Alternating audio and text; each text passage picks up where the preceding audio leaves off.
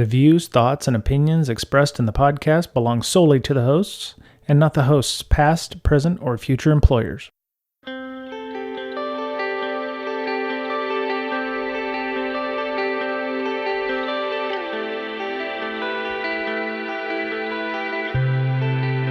Hello, everybody. Welcome back. It is the 1st of August, and I am Brian Brake for Breaking Down Security. As you can tell, it's a little lonely here on the Breaking Security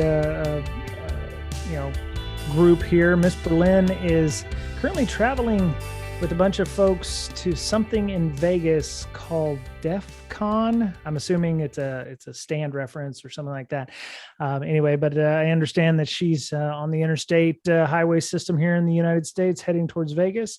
And Mr. Betcher lost track of time, and he's in Austin. He said he'll be here as soon as he can. So I'm going to try to do my best to keep this a good podcast. Missing 2/3 of my crew, and I am very much lost without them sometimes, but I'm going to do my best. So I'd like to welcome Rebecca Skeet to the show this week. Hey, Rebecca. Hello. Hello. How are you doing? Peach King Jelly Bean. I think it was interesting how you introduced yourself and then break on security. I'm like, I can't really say Rebecca Skeet on life because that has some inappropriate implications there. But yeah. Rebecca with a K. That's me. Awesome. Yeah. So Rebecca is here to talk to us about some of the things that you can do while you're at DEF CON and Black Hat this year. Specifically, I believe DEF CON.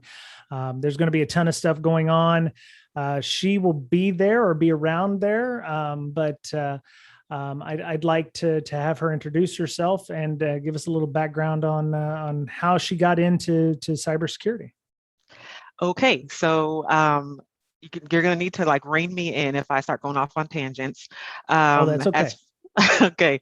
When we talk about all the things to do at DEF CON and everything else, I'm going to read the abstract for the talk that I'm most excited about from Tanisha Martin, who is also the founder of Black Girls Hack. Shout out to the homie. I call her the cyber PMP because she has her PMP and she's in cyber. Jealous. Not that far of a jump. Yeah.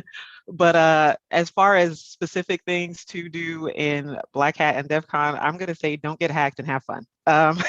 Those are my overall things. But so a little bit about me. As mentioned earlier, my name is Rebecca Skeet. Do the little shout out because I'm trying to build the brand. My Twitter handle is @Rebecca Skeet. Pretty straightforward. I also refer to myself as Cyberbeck because it sounds like cybersec, Anyway, I thought it was clever. Nice. Thank you. Nice. Thank you very much. So from New York originally, which kind of lends to whenever I get excited or upset, I speak a little bit faster. And then also when I'm on route to someplace, I walk a little bit faster. I actually read an article the other day that said people who walk fast are angry or something, like they're angrier. And I don't think I'm like inherently angry. It's just when a slow person is walking in front of me. That's neither here nor there, but do with it what you will. Yep. So originally my goal was to be a lawyer, right? When I was younger, mainly, at least so I'm told, it's because I talked a lot, but whatever. I also like to advocate on other people's behalf.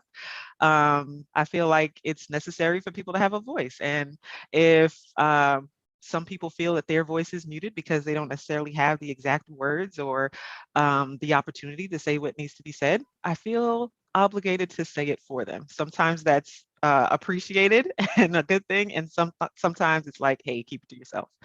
But anyway, so that was my goal. Was a history major in college. Still, I was like going to law school. That was the plan. And then I hit a little bit of a break. It's like break on, because you say your last name is break, like in breaking car. Yep. Also, I hit the brakes or pumped them, and I started volunteering for campaigns, political campaigns. My first candidate, she ran for Justice of the Peace, and we lost, but we lost by a small amount, and she was a first-time candidate, so that was actually a win because it was someone who had never run before, having her campaign managed by someone who had never managed a campaign before, and we were respectable. We had a respectable showing. Um, the cool thing about that is that so how it kind of came to be was I was on the phone, and so Sandra Lee, shout out to her. She's now Constable Mhm. Lee. Um, her daughter was my college roommate, and I try to be a good friend, who reaches out, checks in on people every now and again. And so I was on the phone with her daughter, just checking in and seeing how everything was going. And then I heard my name in the background, and it was just like, Rebecca. And I was like, okay. And so then her daughter was like, hey, my mom wants to talk to you for a little bit. And I said, okay. So she gets on the phone and says, hey, I was praying about it, and I decided I'm going to run for office. And I didn't know who should be my campaign manager, and you're it. And I was like, are you Wow. sure? Because I've never done this before. So I don't want to set you up for failure or anything. And her response was, well, I never ran for office before, so we can learn together.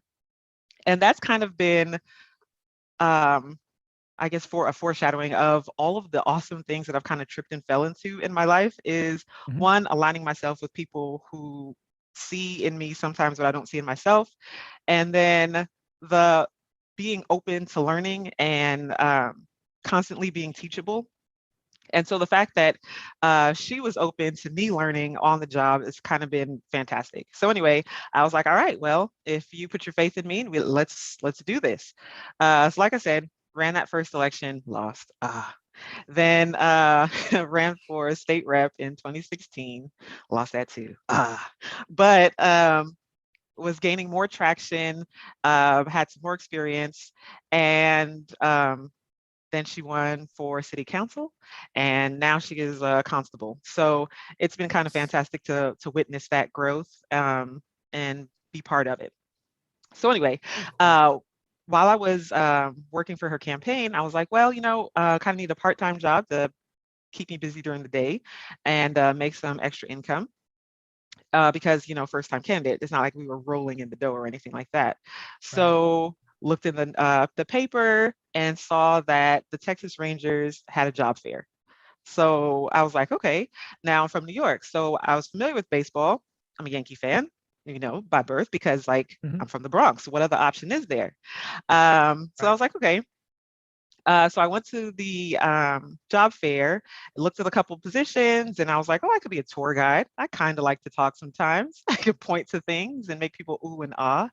And I can't remember the person's name, but they were like, well, if you're wanting to have more consistent work, you should do parking, because then you'd work every single game. Whereas with the tours, it's a little bit more few and far between.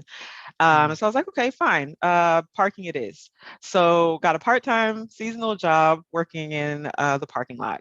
And so now I'm in Texas, right? And it is hot as all get out here Oh in yeah. general, Mhm.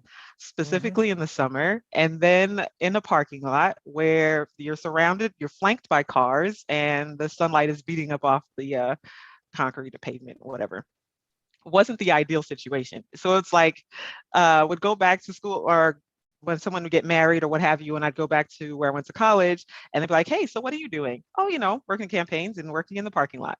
And I only say that to say that sometimes if people are so tied to what they thought they were going to do and who they thought they were going to be, sometimes they rob themselves of who they can be, or the Mhm. new version of what their dream can be.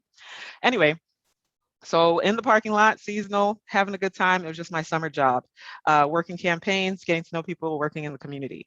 So that was 2009. 2010, the Rangers go to the World Series. And that, I don't know who all is a baseball fan or not, but it's a huge thing. It's a Oh yeah. pretty big experience. And for the fact that it was the first time they had ever gone in franchise history, it was something to behold. And I was like, you know what? I kind of like this organization. Maybe I could make this a full-time gig. And so I was wondering, like, okay, so what would that look like? What could I do being full-time here? Um, and at that point, the campaigning and everything had kind of, because it's in waves, it's in cycles, political cycles and Sure. everything. Mhm. Um, so I kind of thought about like what I would go into. So there is player relations, there's community outreach and everything. And I was like, that's more in line with what I've been doing, working with campaigns. So that's what I'll do. Again, I had to pivot because the opportunity didn't present itself for that. A position opened in the mailroom. So I applied. I was like, you know what? Mailroom makes sense. It's also kind of humbling because here it is. I graduated high school when I was 16. People expect for me to be some sort of wonderkin. And then, so what do? I work in the mailroom, and there's Mm. nothing wrong with that at all. But I say that to say that sometimes we have this uh, obsession, I guess, with presentation and having our name be a certain thing, having our title be a certain thing. And if you can't present what you think is success, then it's a failure.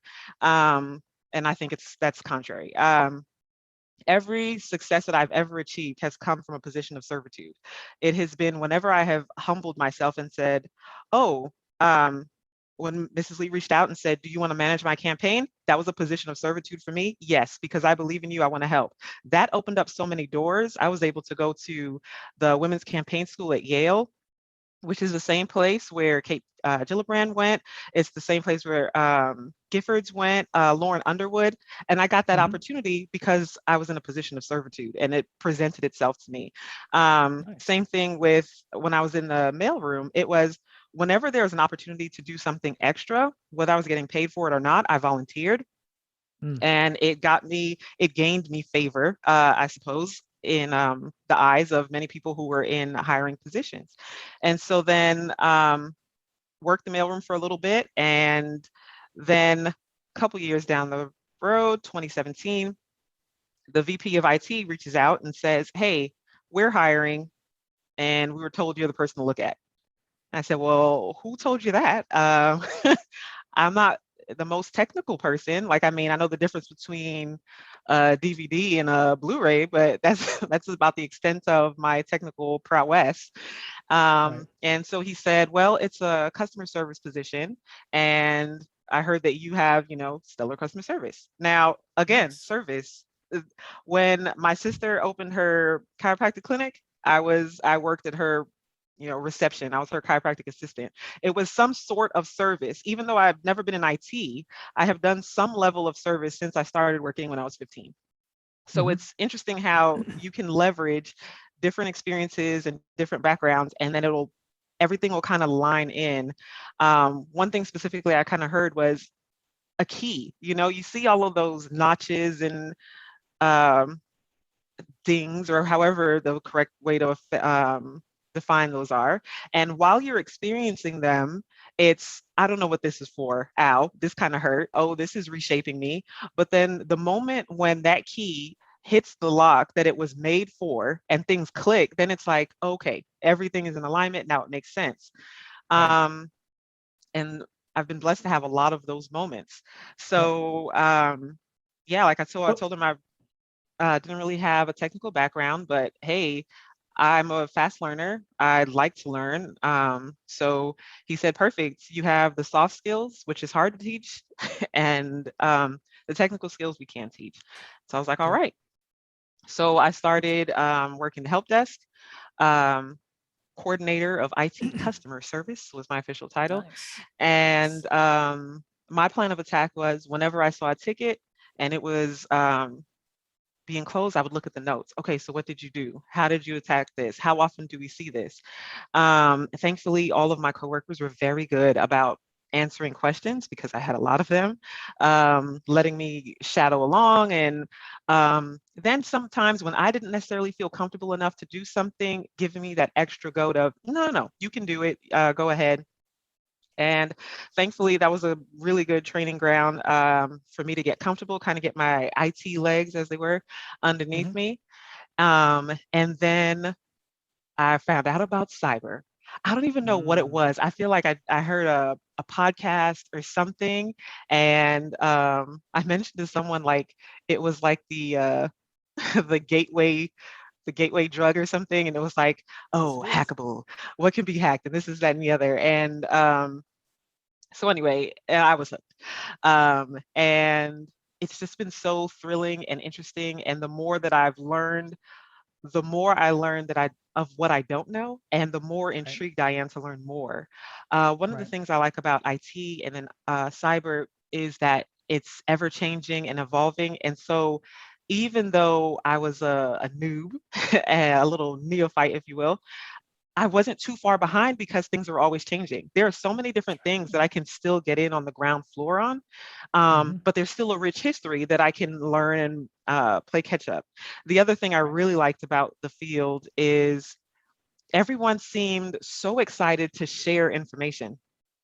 I concede to the point that, my experience isn't necessarily everyone's experience. But one thing that I can boast of my experience is that whenever I asked a question, people were excited to give me answers. Cool. Um, InfoSec Twitter, Black Tech Twitter, everyone has been really good about um, sharing information, hyping success, and trying to remove as many barriers to entry as possible. Granted, as it is with anything, there are always going to be people who are opposite of that, Hmm. who are naysayers and want to bring down or what have you. But thankfully, that has been the minority. And Right. anyway, so that's kind of my verbose diarrhea of the mouth background. One of the groups that I stumbled upon when I was trying to immerse myself in cybersecurity is Black Girls Hack. And Tanisha Martin, like, my gosh, she's fantastic and an angel. And she's so committed to seeing other people succeed. And I feel like, in general, having someone who just cares about other people genuinely. I know there are often people who care because they have ulterior motives, or they're like, I want to see you succeed so that I can ride your coattails or what have you, which is good. I mean, hey, I scratch your back, you scratch mine. As long as both of our backs are scratched, that's okay. Hmm. But to me, and a person and a group that's genuinely committed to the success of others has been it's been awesome. But anyway, I'll That's take a all. breath and let you speak. No, that's cool. I do really I appreciate hearing all the varied backgrounds. A lot of people, they just assume, well, you need to come from, being a SOC analyst, or you need to come from, being a blue teamer, you need to come from, a lawyer and doing GRC stuff to get into security. I I don't believe that there's any one place that we should come from, or we should just completely discount for these things. I mean, somebody had made mention the other day about, well, I have a degree in biology, and I want to get into, I realized that I was never going to be a research scientist, but I want to get into information security. And I was like, well, that's a great background to come from, because being a biologist, you learn how to manage large data sets, you understand how to do data analysis, you're using spreadsheets, which let's be honest, infosec runs on Excel. Mhm. You'll handle that. Excel is the tool of choice for many, an output of a tool in CSV format, or people are going to be using that. And for yourself, you mentioned people skills. That is, yeah, that is something that we don't get a lot of. People who want to come from sales, or they want to come from marketing and go into information security, that isn't trying to sell somebody a blinky box. Being able to communicate, I think, is something that we forget a lot about, with Mhm. regards to getting into infosec. It's great to pop a shell on a box, or it's great to do threat intel, but if you can't communicate to your superiors, or to a customer, or to a manager on why something is a threat, or that, you're really kind of lost. I mean, that's really the biggest piece of the triangle that you need to worry about, is being able to communicate the impact of the threats or the risks involved. Writing skills also help too, which is something I found is very helpful.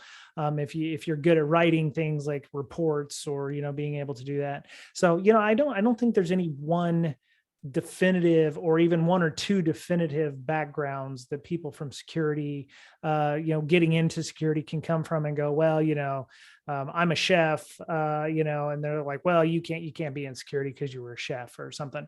I would argue that you have specific. You know how to follow orders, you know how to handle time management, you know how to, I mean, there's other ways that you can, translate your skills into something that is good for security. I just think that one, you need to figure out how to do that. So for yourself, you're an extra, I would say extrovert, maybe a little bit, but you're very communicative. Yeah, you can't teach the people skills to a lot of folks in InfoSec, and folks like yourself are very valuable in that respect. And coming from help desk, everybody does a help desk stint at some time or another. I would say almost everybody. But yeah, that teaches you definitely being, what you're expecting from customers. You start getting canned responses or FAQs in your head that you're coming up with. So learning how to deal with people who, at 4:30 have deleted a, massive report or something and can get that back. And networking, like you mentioned, is very key. Getting out there and meeting people.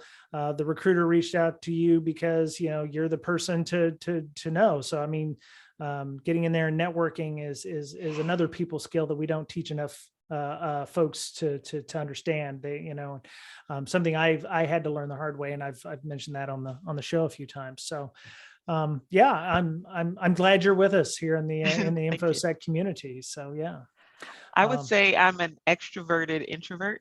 Yep. It kind of depends on the situation. Everybody has a little bit of cyber courage, I feel like. And so one of the silver linings of the pandemic increasing virtual communication is, one, all of the conferences that were free and available online. That was fantastic. And two, I can turn my video off and be in some sweats and a t-shirt and, be exactly who I need to be in this moment, even though it might be contrary to who I might be when eyes are on me. One thing I think almost everyone has heard the quote, no man is an island entire of itself. Every man is a piece of the continent, a part of the main.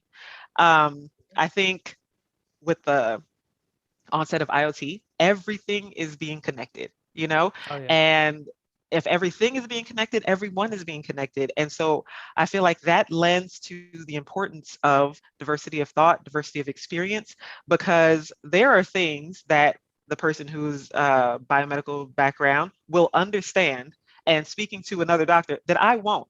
I can understand in theory, but there's a shorthand. There's a different way that you talk to someone when you have that background, that history. Like you think about people who went to the same high school, and you'll start, you remember in Miss So-and-so's class? And it's a shorthand. All of a sudden you're saying things, the other person's saying things, and you understand, and I think that's needed because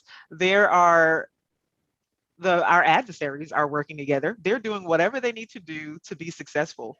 So we should do it. One, because it's going to make us more protected and better. But then two, I feel like in a touchy-feely kind of way, that's what would make our world a better world. If we truly connect, not just, okay, virtually we're connected, or you live on my cul-de-sac, we're connected. But when we actually open our minds and our hearts and connect, I feel like it'll make for a better world. Yep. That's where you cue the "We Are the World" by Michael Jackson. That's right. We are the world. Yeah. So we talked a little bit before the show here about you're attending some kind of event in Vegas with Miss Berlin called DEF CON and Black Hat. It's kind of a thing, Yeah, I heard it. I heard it's canceled every year. Yeah, I hear it's been canceled every year. It actually got the running joke is it gets canceled every year, but last year for reals it got canceled. But they're making a go at it this year. It is going to be a modified event where there's which is great. They're doing a virtual thing and they're doing an in-person thing, and I would hope a lot less people than expected. But so there's going to be, there's a couple of things. So there's the Blacks in Cybersecurity Village, which is going to be at DEF CON 29. I have scoured the website and I don't see a location. It may be that the DEF CON organizers have not given people the locations of these places until they get there, or the organizers know and they haven't posted it on the website yet. It's blacksincyberconf.com. And then there's the Blacks in Cyber Security Village. So, uh, so there's quite a few talks that are going to go on. Jessica Hoffman talking about why we don't have IoT daddy. Well, security people don't have IoT because they know where the skeletons are buried in that. Keith Chapman is going to do the action plan for cyber diversity. Maurice Turner, big cleanup, tackling the remnants of systematic discrimination in the tech industry. Let's see, Stephen Pullum, the Mad Hatter, Black Cyber Exodus, the miseducation of Black Cyber. O'Shawn Marshall is going to be talking OPSEC of protesting, and Nico Smith. I actually had him at our very first InfoSec camp out back in 2019. He's doing one called 40 cores in a CPU, and then Tanisha is headlining the final keynote, talking about how bias and discrimination in cybersecurity will have us locked up or dead. So those are a lot of interesting and excellent talks about various facets of the industry, not just technical talks, but talking about diversity and inclusion and equality and equity. You had mentioned before we started the show that you were really looking forward to one or two talks. Was there any of them that you're looking forward to? Yes, so I'm excited about Black Hat and DEF CON in general. The time is referred to as a hacker summer camp, and the little nerd in me is just very excited. If you would allow me, I would like to read the abstract for Tanisha's talk in my inner world voice. Yeah. Okay. This talk focuses on algorithmic analysis and machine learning in the healthcare and criminal justice settings. Algorithms make a lot of important decisions, including selecting candidates for particular residency in medical school, tests that identify skin cancer in patients, or determining the sentencing recommendations for people convicted of a crime. The outcome of these decisions includes impacting the number of people or people of color in certain specialties, failing to identify skin cancer in people of color and recommending longer sentences for Black people and in particular, Black men. Studies have been shown that bias in algorithms have a wide-ranging impact, especially in the areas of clinical decision support and in criminal justice. Clinical decision support is integrated into electronic health records around the world, and are used to establish things like best practices, medication guidelines, and prioritization of patients. The idea behind clinical decision support is that the algorithms are used based on aggregated data to help healthcare providers provide a standard of care. The reality, however, is that there is a thin line between the algorithms acting as the basis for the recommendations and them acting autonomously.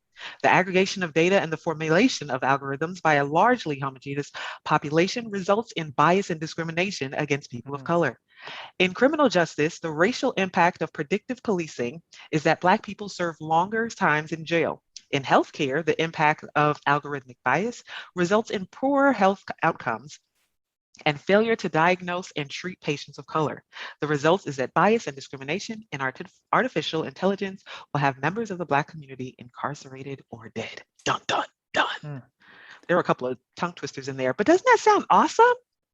It sounds like a great talk. And I mean, like the idea of it isn't awesome. That part sucks. Like, I don't want to be incarcerated or dead, but the talk sounds interesting.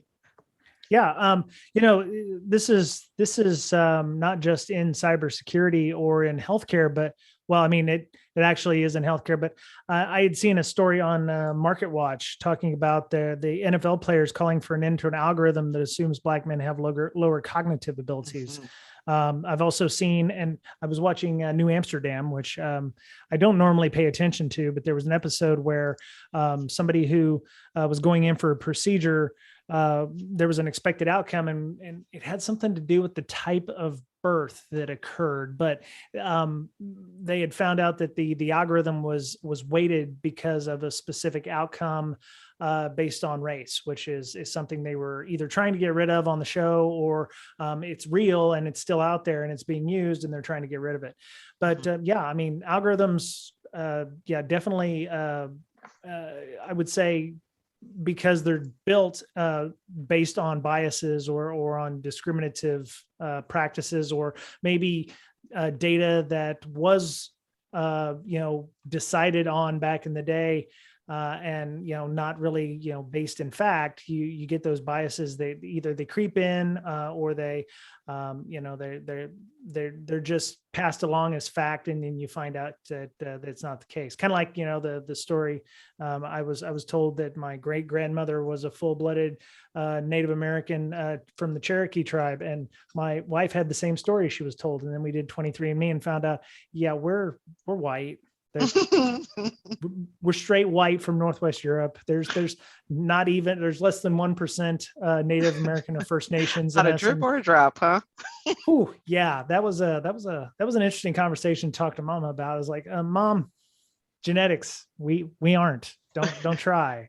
And we'd assumed that those kinds of stories, or quote unquote facts, were passed down because at the time they were trying to move the First Nations and the Native Americans onto reservations, and they were trying to say, well, if I can go and live in these places, my great grandmother, did it. If they were trying to, make it more, make it rationalized, rationalizing the need to put them on reservations. So, it's good that we can use that kind of data to also find truth in this case. So, but yeah, we need to understand these biases. I think a couple of folks got fired from Google because some of the algorithms for facial recognition technology, which is a huge deal, being misidentifying people based on race or bias and discrimination, because a lot of people who make these algorithms are not minorities, or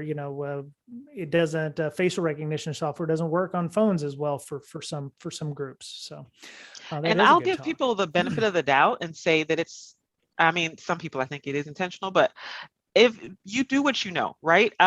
Before I got on this call, or to start recording, we had a Zoom call with my family members and the concept was to for us to get together and talk and understand our legacy, our history, where we come from, talk about stories and things like that.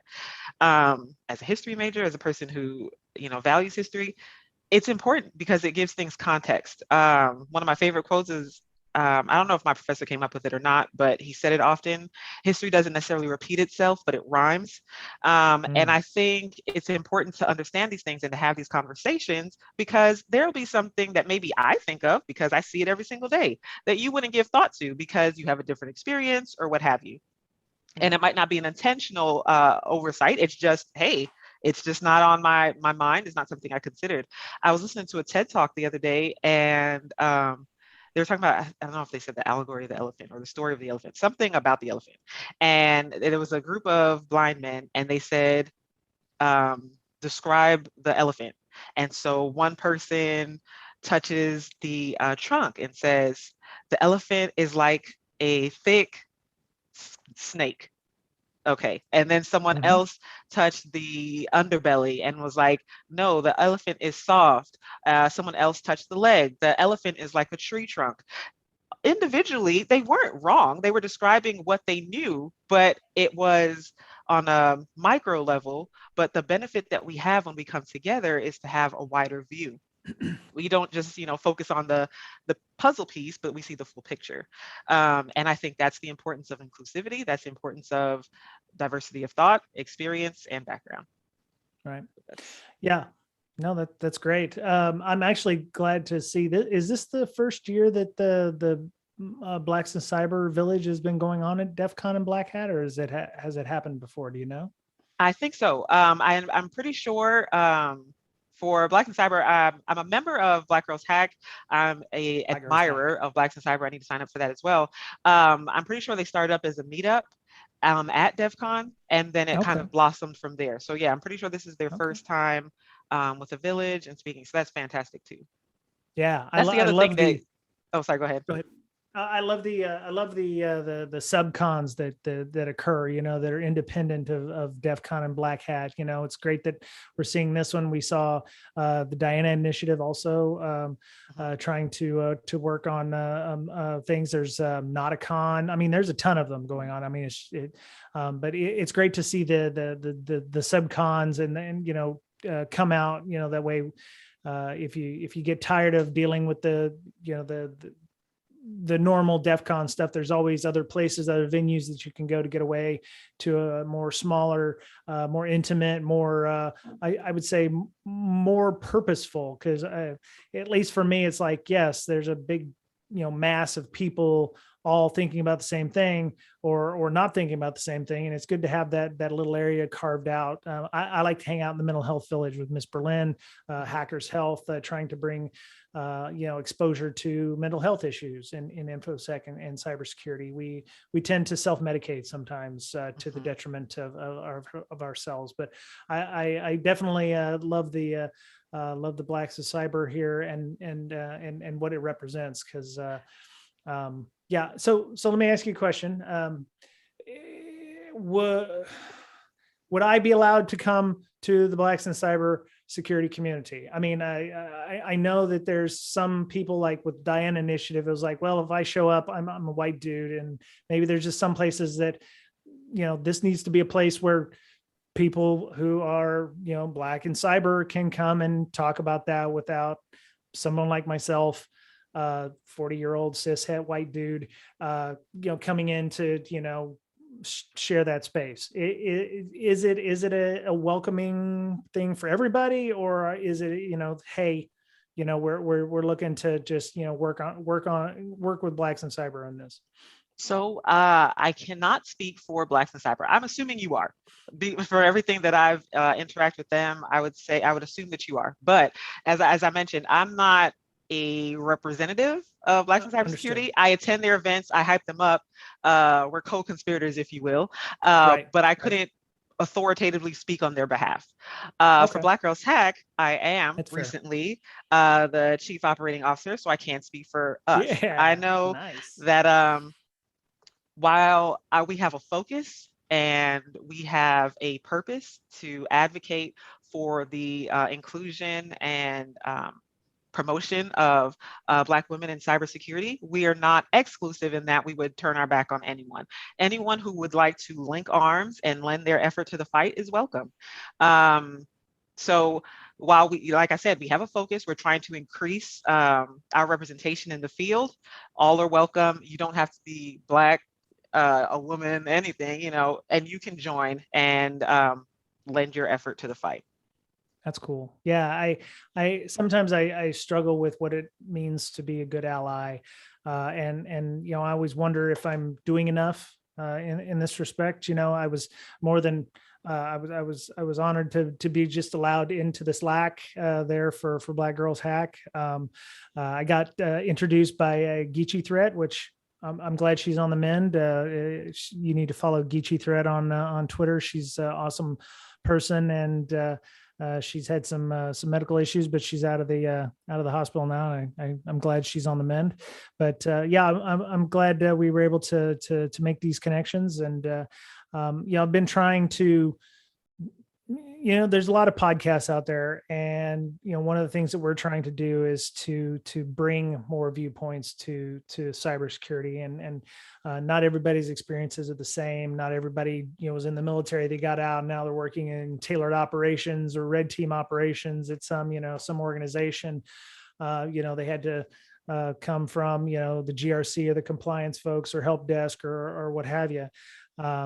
I try to, I've made it my mission to try to reach out to other organizations and other communities that aren't, and to try to, when I can, especially with sponsors, to work with underrepresented groups, and to try to get a different point of view there, because I think everybody's viewpoints are valuable. So I'm just glad y'all let me come into the Slack. It's very much appreciated, and I'm always trying to help out as much as I can. And, even if it's just job postings or, mentioning events that are coming up that are helpful, I hope that those are, helpful for everybody. Agreed. And since you asked the question for yourself, I feel also, I guess, obligated or led to answer it for others who might have the same question, who might not be in the same situation. I think it would be examine your intent.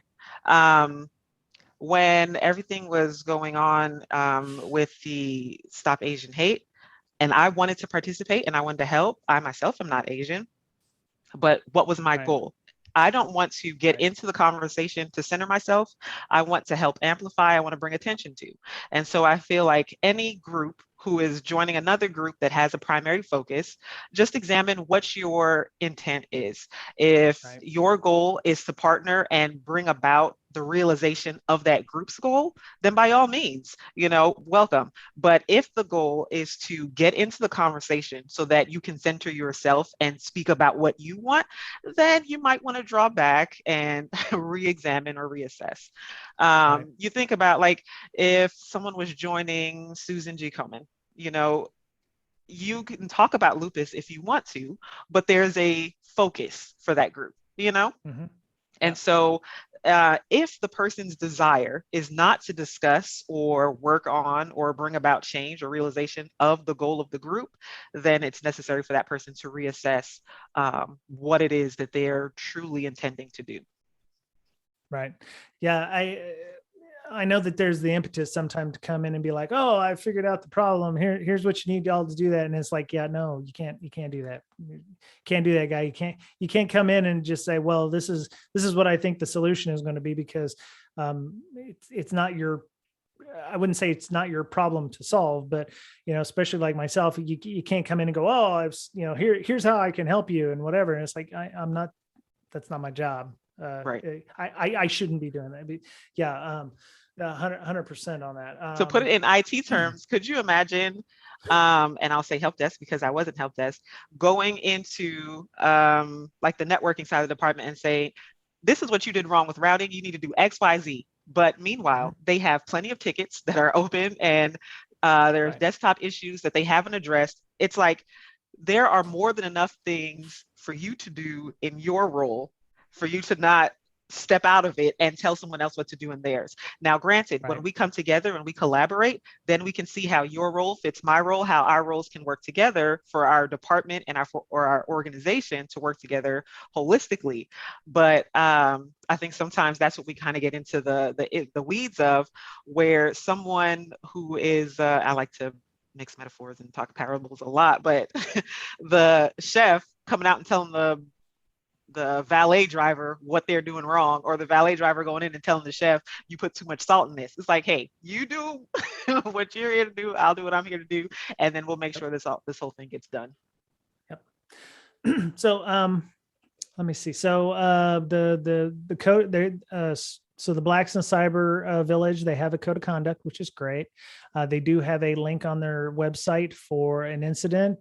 So if you're attending the conference and there's an issue, you can always contact them.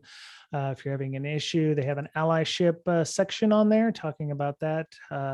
So if you are looking to understand, here you go. So they have a pledge. So one of the things they say, I can practice my new habit to the best of my abilities. I listen, include everyone in the conversation, try my best to provide a resource, connection, or unconditional support to those who would value what I have to offer, strive to create a welcoming environment in my community and workplace, encourage and help develop those with different backgrounds in mind, and speak up when I see biased or inappropriate behavior. So that's the allyship pledge. The code of conduct is a little bit larger and longer, but definitely worth a read if you haven't seen it. And there's also ways to do reporting on their Slack and Discord. I think they have a misconduct channel for that. So it looks like a great conference. I wish I had the vacation time to join and come and hang out. I've never actually been to Vegas in August for Hacker Summer Camp, and unfortunately I have a perfect record. I haven't broken that record yet, but hopefully that'll happen in the near future. But what are you looking forward to other than those talks? Is there anything else? Have you I don't know, have you been to Hacker Summer Camp before? I don't know what all there is to do there. I've heard of things, but there must be other things to do. Will you take in a show, for instance? If the timing permits me, yes. There was a lot of networking. I went the year before last, and it was just for one of the days for DEF CON. Mm-hmm. And it was more to just kind of take in the mystery of it. It's like if you grew up being a fan of any Disney show, when you get to go to Disney World for the first time, it's Right. Everything in one place. what I'm interested in is having my phone in my Faraday bag and not having anything be able to access it, Oh taking my goodness. pineapple, trying to trip someone else up. Um, Nice. it's just, it's kind of like just being around other like-minded people who are as geeked out and excited about the things that you're interested in. There are plenty of Mm, things that like we could talk about ad nauseum to each other, but the average, not to say like average, but I mean any other person in your life who's not specifically in infosec, and you kind of drone on and they're like, oh, interesting. And that's kind of it. But being in that environment of all of the, like, I mean, these are your people, like, hey, hmm. you care just as much as I do. Let me learn from you. Let me see new things.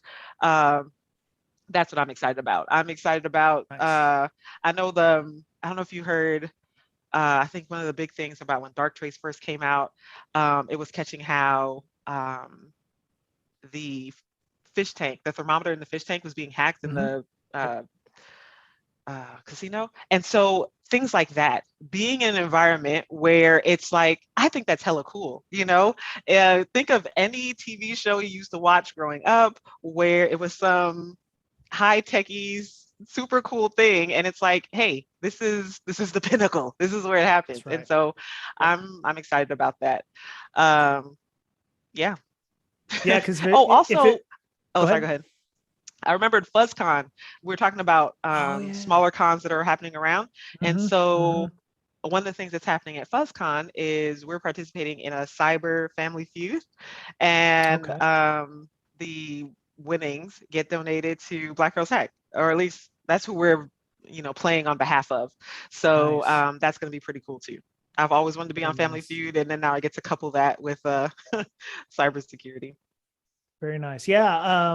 I know Hacker Jeopardy is going on. Lynn Tile is going to be there doing that. I do believe that there's going to be a virtual component for that. So if you are not attending in person, I believe that there's a Hacker Jeopardy virtual version. I think there are enough people that they're too risk adverse right now, and I would be one of them. That they can't attend this year, but I think there's still quite a bit to do online and in the discords as well. There's a Hacker link in our Jeopardy, show you notes. say? Yeah, The Hacker Hacker Jeopardy will Jeopardy. be in there? Okay, sweet. Because I am a Yeah. fan. Okay, so yeah, I do believe there's a Hacker Jeopardy. I don't know if whose slide is going to be going on. I would assume it does, but for those of you who don't know what Hacker Jeopardy is, it is, I would say, TVMA. If it was on TV, it's definitely TVMA. Definitely after hours stuff. So if you've got kids going to Vegas with you, put them to bed before you go to Hacker Jeopardy. But Lynn Tile and them do a good job with that. FuzzCon looks like it's happening August 5th. And you can register for that one still, it looks like. Also looks like the Blacks and Cybers going to have a CTF. Are the Black Girls Hack going to be having a CTF team for that? I know anytime there's a CTF, Tanisha participates. So I would Mhm. assume the bets are pretty high. I also think if I were to by somehow be able to participate in the Hacker Jeopardy, I would do the whole thing in a Sean Connery voice. Yes. Yes, Gosh, very good. indeed. Yes. Yes. I'm waiting to be Um, impressed. Sorry, I'm done. things in here don't react well to bullets. Yeah. Um, that's all I got. That's all I got. So yeah, Black Girls Hack, the Slack. There's a lot of CTF events on there. I know Tanisha does Fridays, I believe, there's stuff online. Friday Let me Night see. Labs, yeah. Friday Night Labs, yeah. Where there was a shell code lab, looks like was happening. hmm But yeah, there's We have definitely a study CTF groups. event. Study groups, yep, for Mhm. CISP as well. That was good. I keep reminding them that our podcast does count for CISP credits if they are interested in getting those. Awesome. Yeah, cool. All right. Is there any other things on the Black Girl Hack Slack that I haven't done? There's job board, which I've definitely added some things on the job board. Let's The see. one thing that's so we have study groups for Security Plus, for Mhm. CEH. I know I've seen something in there for the EJPT. Mhm. There are plenty of different things that are going on. So if there's anything that you're interested in, um, you have a support group. And if Very cool. if something doesn't already exist, we will create it for you. We're open to input and feedback, or if there's a specialty that you have and it's something that you want to teach to others, we're open to that as well. Nice. One of the cool things that I think isn't necessarily a course or a program offered is the support. What I really like, especially this week recently, I feel like there must have been something in the water, but everybody, it seemed like, was posting, hey, I just passed my Security Plus. Hey, I just got this Yeah. certification. Hey, and it was one after another. And that's fantastic because it's inspiring. It Right. kind of encourages you to keep going and do what you need to do.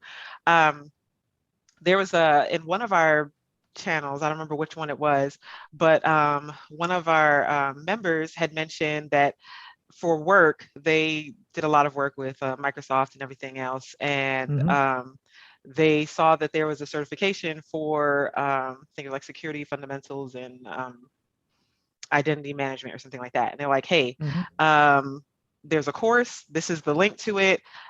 Since I do this on a daily basis, I figured, hey, I can go ahead and get certified. And so knocked it out and did it, and I passed. And so when she posted it, I was like, you know what? I kind of work at Microsoft too. Maybe I can do this. And I did. And I passed and I got Microsoft certified. And so that kind of thing, it's a iron sharpeneth iron, you know, in this day and age, we're living in a pandemic and there's negative things that are contagious, but there are positive things that are contagious too.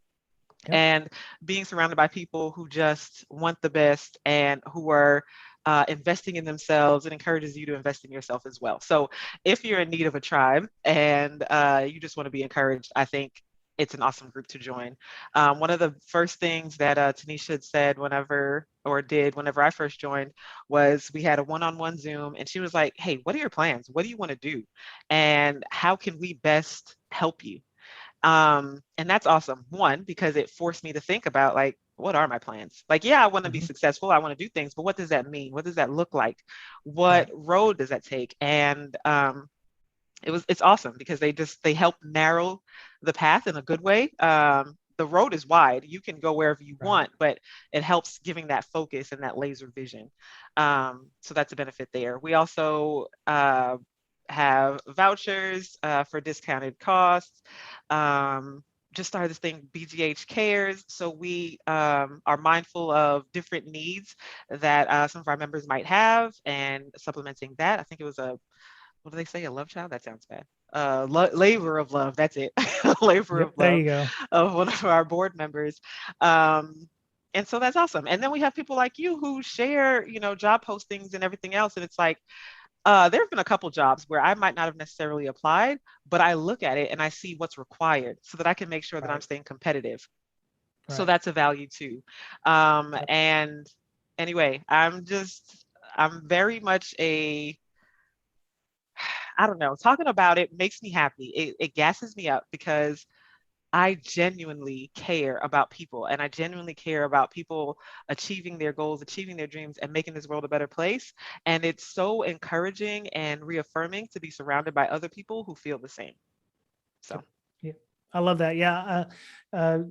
I have 2 Slacks on my personal computer. I have 3 at work. I have my own, but Black Girls Hack is one that I constantly go to because there's a lot of cool people and interesting things. The World Domination, I like to check out the World Domination channel every once in a while, where people are talking about their plans to make it happen and see, visualize their goals and everything. So it's really nice to see the people come in and get fired up and talking about what they want to do and how they want to do it. Also, Black Girls Hack is part of a 501c3. So they're a nonprofit, kind of like the InfoSec Education Foundation is. If you work for Microsoft or you work for a big company that does corporate matching, something to think about when you're given money. You can always, tell your company that you donated money to Black Girls Hack, which is a 501c3. And if they do company matching, the company will also give them money. So that's something to always think about if somebody is interested in giving donations or helping out with that. I'm assuming the monies that y'all have go to those certificates or go to, getting the deals from those other organizations. how do you enter into partnerships for things like that? Is it just, hey, we want to do this, and what can you do? Because I'm assuming there's some sort of sales or some kind of pitch there. How does that work for those kinds of So, opportunities? again, I feel like this podcast is basically going to be a Tanisha Martin hype session because she's fantastic. But she kind of has been really good about getting those strategic partnerships in that it's mutually beneficial. It's Mhm. uh, organizations that are wanting to hire talent and who, need skilled people. And so we're like, hey, here's an opportunity to see these people who are directly benefiting and being skilled up and are available to fill these positions. Um, and then with us becoming a 501c3, that kind of opens things up as far as, some people are limited as to who they can work with depending on what their designation, I guess. I think that's the word is. So she's been really good about reaching out. So one of the things that was needed or was part of with the plan for us getting our 501c3 was finalizing the business plan. And in the business plan, it has our operations plan, our impact plan, different factors that say, this is who we are, this is what we're doing, this is what our goals are, and everything else. So that whenever those meetings are had with these organizations that like Range Force or any of the other groups that have worked with us, that they can Mhm. see, hey, this is what this group is about, this is what they're trying to do. And then they can, link arms and say, hey, we're on board with that mission. How can we lend our efforts? And so thankfully, so far, that's been fantastic. We've partnered with quite a few people. So like I said, Blacks in Cybersecurity, they're a sister, brother, sibling organization, I guess would be good. Well, they're one of the groups that have partnered with us. Minorities in Cybersecurity has partnered with us. And so other groups who have kind of linked arms and said, we're like-minded and let's do what we can to make sure that Nice. we can remove those barriers and, again, increase diversity in cybersecurity. Cool. Okay. Let me see. Is there anything else? I know we've Over the done mountain and through the woods. yeah, we've done quite a bit. Yeah. So how would people get on to the Black Girls Hack Slack? Is there an invite link, or is there some kind of page where somebody could go and go into that? Yes. So we Sorry, have a I couple didn't different mean to put things. y'all on the spot. I know, right? I was like, quick, click. I don't know if you could hear my mouse clicking in the background. I was like, I'm sure there's a link because I clicked it. First step, I would advise anyone if they're trying to connect with Black Girls Hack is to go to the website, blackgirlshack.org, which you mentioned will be in the show notes as well. Hmm. There's information there as far as who our leadership is, opportunities to donate, because cash rules everything around me. Cream. Hmm. We use the money productively to further help others. And we also have a Twitter. Let me pull that up. Shame on my part that I didn't already have it ready to go. Um, da, da, da, at Black Girls Hack, duh. And That's Black pretty Girls Hack. straightforward. And we're also on LinkedIn. So you can reach out to us in any of those mediums, and we'll be pretty quick to follow up with you and get you connected accordingly. Cool. Very Oh, we also have nice. an Okay. Instagram too. IG for the young folks. Or I I guess never I learned guess how to the use young that. folks don't Yeah. say IG anymore. So I'm dating myself by saying IG. The gram? No, whatever. The That thing. Yeah. Hit me up on my Insta. I have all of 2 followers, and I think one of them is my wife. So yeah. Insta. Yeah, cool people say Insta too. Good job. I I I think I signed up for it like 3 years ago and then never used it Mhm. because I'm like, so too many social medias. I don't, yeah. One Um, of the other things that Black Girls Hack does is bring a hacker to work day. oh yeah. And we had one today. Jasmine, can't remember her last name right now. I'll find it while I'm speaking. But Oh, it she was the fluffy 007, right? Fluffy Yes, yes, double O yes. seven. Yeah. She one quote that I tweeted out today that I thought was fantastic was she said, "Your network determines your net worth."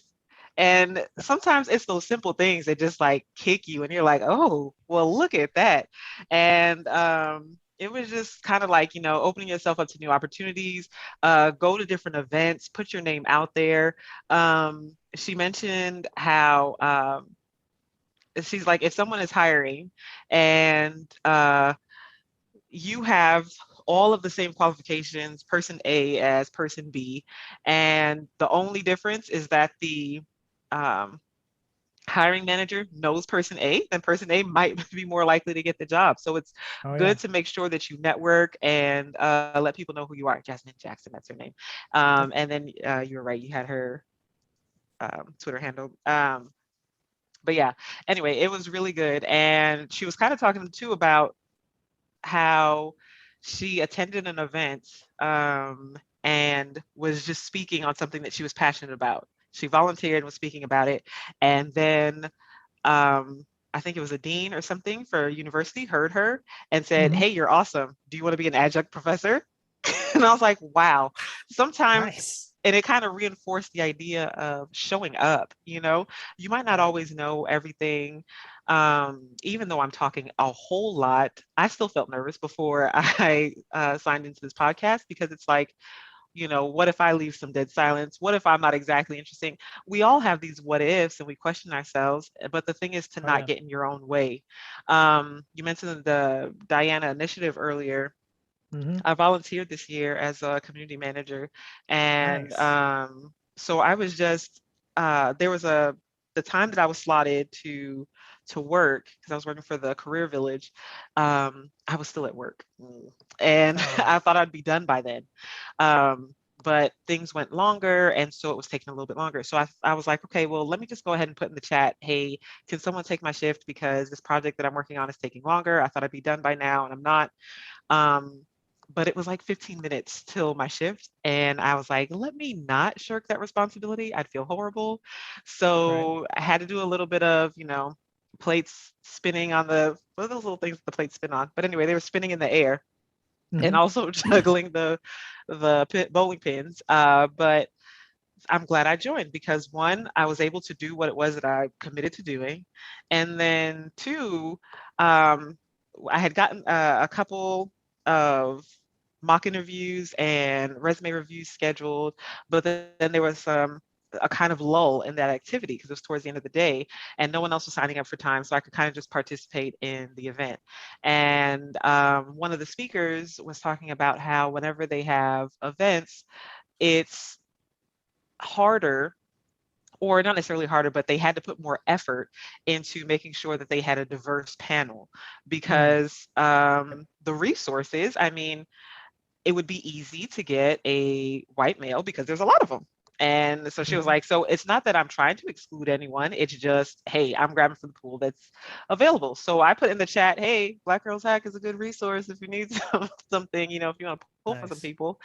And so then Carlotta, who was main um, on the stage, said, "Oh, Rebecca, turn your camera on and talk to us about Black Girls Hack." And I was like, no, I'm just here to help, and I'm, in the background or what have you. But she was like, no, let's, have a conversation or whatever. And so then again, that kind of circles back to being in the room, being of service, and sometimes things presents itself just because you're in the Right. right place at the right time. Um, and with the right motive, because my motive was to help and was to be an answer. And oftentimes, just by being an answer, everybody has problems, everybody has solutions. So by being an answer, you become a sought out person because plenty of people have questions, plenty of people have problems. And if you're an answer, then you're an asset. Right. Right. Yeah, I think that's important to, especially in service. Um, a lot of people don't realize that security infosec is a service based industry. No matter how they like to, dress it up, you're still doing work for somebody or something, and you have customers. Everybody is a customer to you, whether it be a pen test or SOC analyst, looking at threats or whatever.